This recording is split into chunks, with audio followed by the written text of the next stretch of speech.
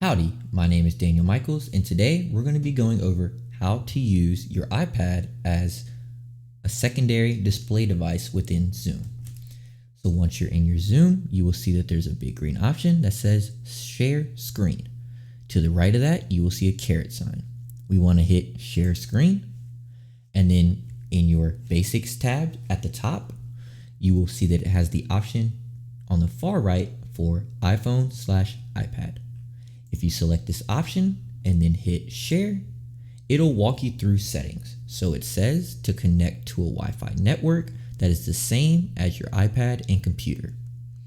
If you do that, you'll be able to pull up on your iPad. On the top right side, if you swipe down on your iPad or iPhone, you will see the option that says screen mirroring.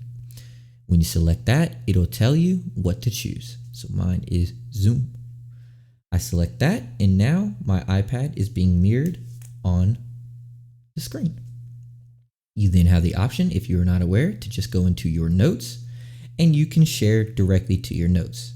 You can write on here with your Apple Pencil and put your notes on here just like a capture in device. Now you can put stuff like 1 + 1 = 2. But I'm sure most of you are doing way more complex math than that.